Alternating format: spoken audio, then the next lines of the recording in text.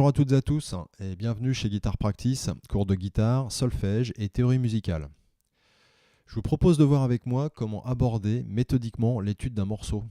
Alors pour bien aborder l'étude d'un morceau, il vous faut avant toute chose une bonne partition ou tablature et ce sera le sujet de cette première vidéo.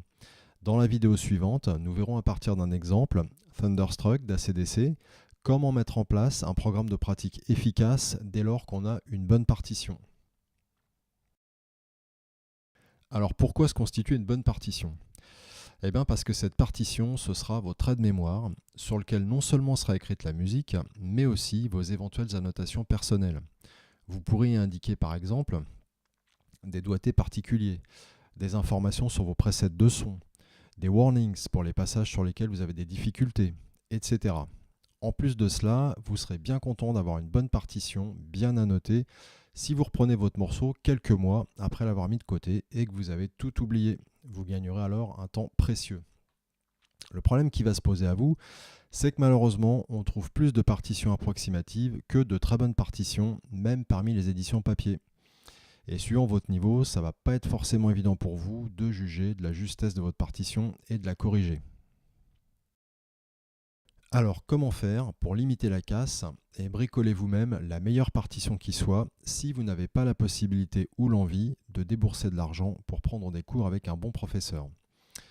Eh bien, commencez par télécharger plusieurs versions de la partition qui vous intéresse et comparez-les en essayant de les jouer pour voir ce que cela donne. Si vous utilisez un éditeur de partition qui peut vous jouer les partitions, tel que Guitar Pro, utilisez-le. Si vous avez de la chance, en faisant la synthèse de ces quelques partitions, vous arriverez peut-être à écrire une bonne partition. Si les partitions téléchargées ne vous permettent pas de construire une partition satisfaisante, cherchez un musicien sur YouTube qui joue parfaitement bien le morceau qui vous intéresse et qui en fait le tutoriel. Si en plus il fournit une bonne partition, c'est génial. Sinon, au fur et à mesure que vous travaillez sur le tutoriel, corrigez votre partition. C'est un très bon exercice parce qu'en même temps que vous commencerez à apprendre à jouer le morceau, vous apprendrez aussi à l'écrire. Et cette interaction jeu, lecture, écriture vous permettra de mettre en évidence, par exemple, d'éventuelles incohérences de doigté. Si vous avez un doute sur la qualité du tutoriel, par exemple les doigtés vous semblent étranges ou alors il y a des notes qui vous semblent fausses, et du coup certains passages du morceau restent obscurs, allez regarder de nouveau sur YouTube comment le guitariste du groupe que vous reprenez interprète le morceau sur scène pour essayer de voir si effectivement les positions de ses mains sur le manche sont conformes au tutoriel que vous regardez et à votre partition. Par exemple, est-ce qu'il joue son Do majeur ici ? Ou est-ce qu'il le joue là ? Ou est-ce qu'il le joue là ? Voilà. Cette étape, elle est vraiment très importante parce qu'il y a parfois des erreurs qui se transmettent comme des virus sur YouTube. Il y en a un qui dit une bêtise et tout le monde la répète. Pour prendre un exemple que j'ai trouvé récemment, vous verrez de nombreux guitaristes interpréter le solo I Love Rock'n'Roll version Joan Jett en utilisant le vibrato de leur guitare. Or, il se trouve que Dougie joue sur une Les Paul tout ce qu'il y a de plus standard et donc sans vibrato. Et en fait, pour faire son vibrato, il vient tirer fermement sur la tête de son manche. Voilà, c'est-à-dire qu'en fait, il joue sa note et puis il va tirer comme ça. Voilà. Donc voilà un bel exemple d'erreur qui se propage fréquemment sur YouTube.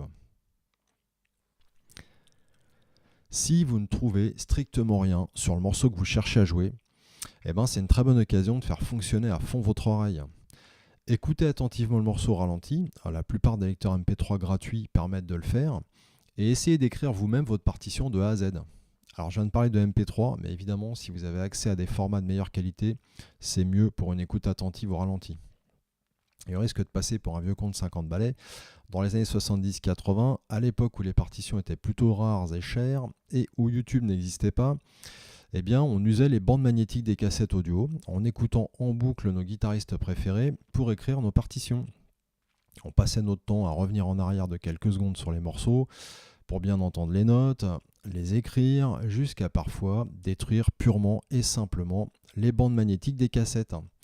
Heureusement d'ailleurs que les platines cassettes audio de l'époque étaient de meilleure qualité que ce qu'on nous vend aujourd'hui, sinon on n'aurait pas duré très longtemps. Et les copains qui, comme moi, se sont arrachés les cheveux sur Van Halen, Malmsteen, McAlpine et autres ovnis de l'époque savent bien de quoi je parle. En plus parfois de ne plus avoir de cheveux à force de se les être arrachés. Alors pour la nouvelle génération, évidemment, tout ça c'est moisi, mais n'empêche que les vieux, on a quand même une bonne oreille, même si à force de watts, elle commence à défailler. Alors pour résumer, recoupez toutes les sources d'informations à votre disposition pour écrire une bonne partition. Utilisez les partitions déjà écrites par d'autres, inutile de réinventer la poudre si elles existent. Visionnez les tutoriels, visionnez les concerts des artistes que vous reprenez. Avec toutes ces sources d'informations, vous devriez pouvoir limiter la casse en éliminant les plus grosses erreurs de vos partitions. Ça serait quand même dommage de travailler plusieurs heures un morceau pour finir par vous apercevoir que votre partition n'était pas bonne. J'insiste donc lourdement, n'hésitez pas à prendre du temps pour vous constituer la meilleure partition qui soit avant d'attaquer le véritable travail d'interprétation. Ça n'est vraiment pas une perte de temps, bien au contraire, vous gagnerez un temps fou par la suite. Voilà, j'en ai terminé pour ce qui concerne la partition. Et si vous voulez voir avec moi l'étude d'un cas concret, je vous invite à regarder la vidéo numéro 2 sur le sujet comment aborder méthodiquement l'étude d'un morceau, où nous verrons ensemble l'introduction de Thunderstruck d'ACDC. A tout de suite.